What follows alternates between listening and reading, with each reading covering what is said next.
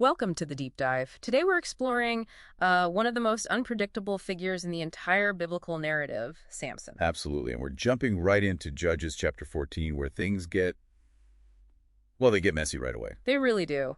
Our mission here is to figure out how divine purpose works when the hero's life seems, completely topsy-turvy. And driven by pure personal desire. We start with Samson as a Nazarite, which is key.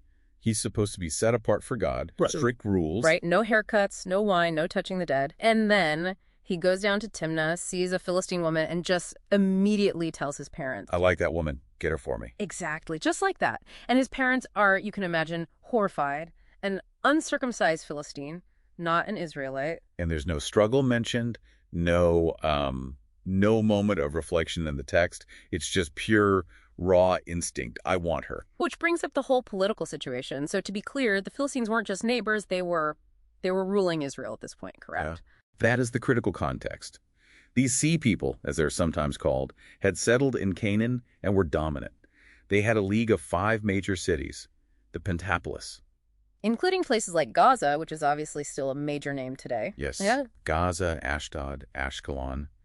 They were, in essence, colonizers with better military tech. So for an Israelite hero to ask to marry one, It's asking to join the enemy, to build kinship with the oppressor. So why, if he's meant to be a deliverer, why is his first move so compromised? and that right there is the huge aha moment of this chapter. It's in verse 4. Go on. His parents have no idea, but Samson's choice, this rebellious, self-interested demand, it was actually from the Lord.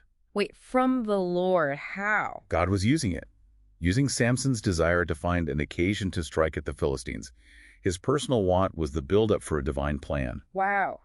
Okay, that flips everything on its head. It means God doesn't need a perfect vessel to get started. Not at all. And this idea is proven almost immediately with the lion encounter.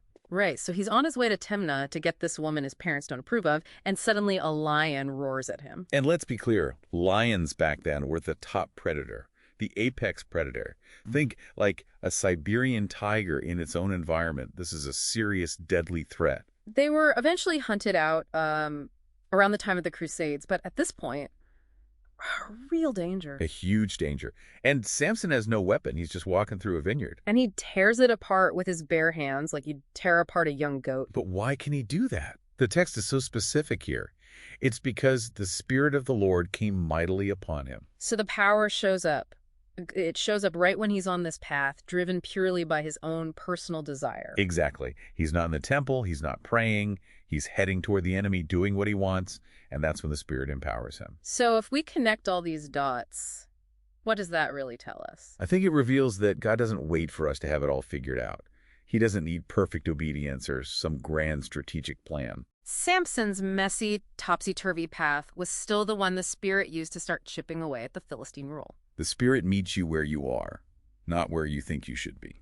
Okay, so our deep dive really reveals that our own flawed, maybe even instinct-driven paths, they aren't necessarily roadblocks. No, they can be the very foundation, the build-up, as the text says, for something much bigger. Our messy journeys are never wasted.